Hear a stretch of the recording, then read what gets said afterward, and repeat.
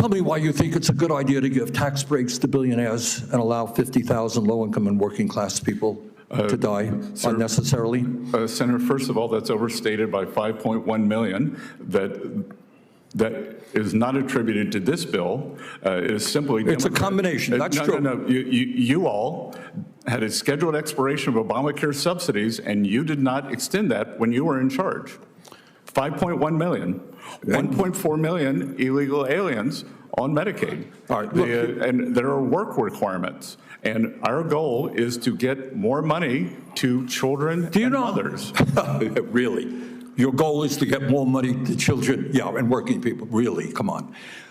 Do you know how many people, and I was surprised to hear this, I don't know if you know it or not, how many people lose their jobs every year, quit, get fired or whatever? Do you have any idea? Well, there's something called the quits rate, and so when the job market is strong, more people quit. But yeah, I was surprised. The hearing room was tense, the cameras were rolling, and what started as a debate over tax policy quickly turned into a fiery clash over billionaires, Medicaid, and 1.4 million migrants allegedly receiving benefits. On one side stood Senator Bernie Sanders, pressing hard on wealthy inequality and accusing the administration of handing out massive tax breaks to the ultra-rich.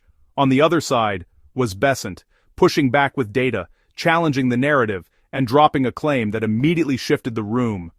1.4 million illegal migrants on Medicaid. The exchange wasn't just political theater. It was a battle over numbers, morality, and who really pays the price. Here's exactly what happened, and why it matters. In the end, Bessent's argument stood on discipline, structure, and fiscal responsibility, not emotional appeal. He refused to accept sweeping claims without challenging the math behind them. Their health care and their health care costs are going to go up as well. Well, we'll argue on that one. Senator Sanders. Thanks, Mr. Chairman. Thanks, Mr. Bessent, for being here. Help me out here. My understanding is the Trump administration has, I think, 13 billionaires in office right now, leading government agencies. Is that about right, do you think? I have no idea, Senator. I think that's what the number is. Do you think it's a coincidence, given the large number of billionaires in the Trump administration, that this particular piece of legislation would provide $235 billion in tax breaks to the top 0.2% by expanding the exemptions in the estate tax? Senator, I will tell you that when the 2017 Tax Cuts and Jobs Act passed, my tax rate went up.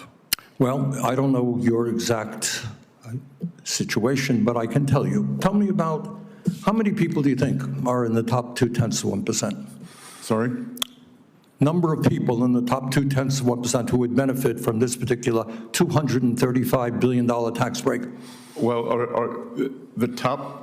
I know the top 10% is right. now paying 7%. That's not the question. The total tax. My question is, why do you think at a time of unprecedented income and wealth inequality, when people like yourself economically have never ever had it so good, why do you think it's a good idea to cut Medicaid for low-income and working-class people by $700 billion, to give $235 billion in tax breaks to the very, very, very richest people in this country, perhaps a few hundred families?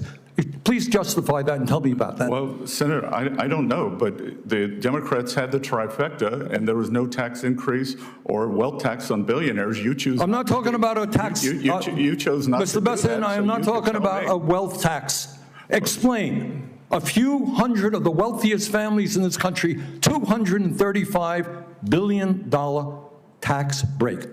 Explain to the American people why you think that's a great idea.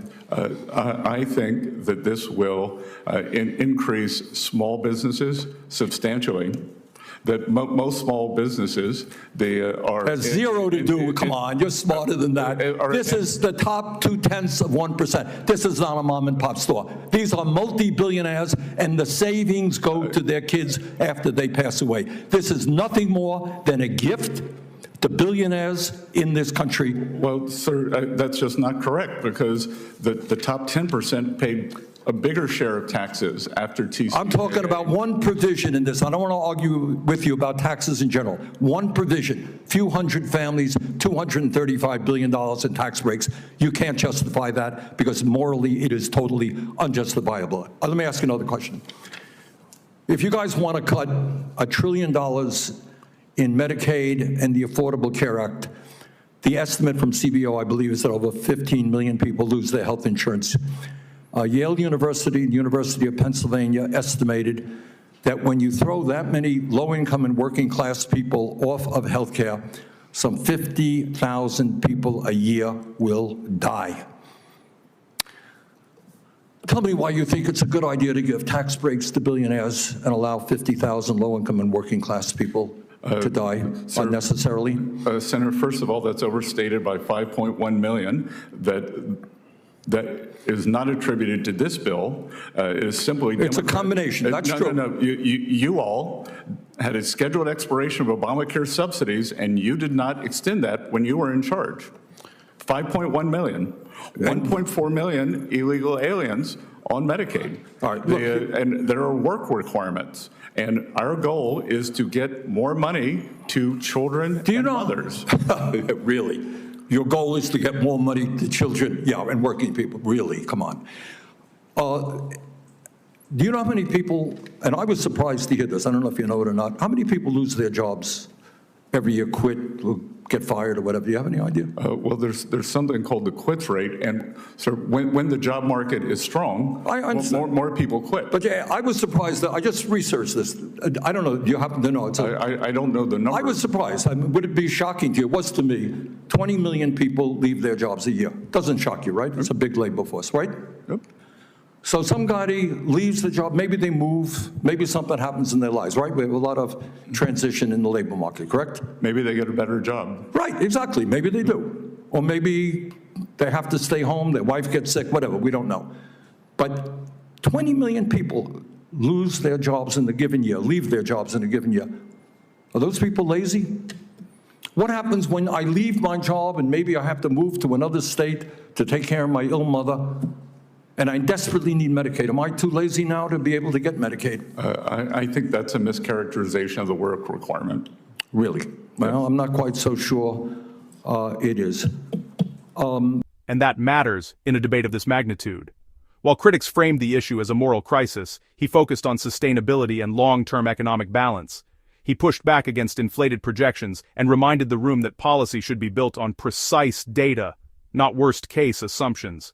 His emphasis on tax share contributions highlighted that high earners already carry a significant portion of the federal burden. By raising concerns about eligibility standards, he redirected attention to protecting resources for citizens and legal residents who depend on them most. His defense of work requirements was not about labeling people as lazy, but about encouraging participation and strengthening the labor force. In a dynamic economy where millions transition between jobs every year, his position centered on accountability without dismantling opportunity. He underscored that expanding benefits without guardrails risks weakening the very system meant to provide security. Rather than leaning into rhetoric, he leaned into structural reform and measurable outcomes. His responses showed confidence in economic growth as a path to prosperity, not redistribution alone. In a debate filled with charged language, he remained focused on fiscal clarity and long-term stability. For supporters, that steady emphasis on responsibility, contribution, and protecting taxpayer dollars ultimately made his case the more grounded and sustainable vision.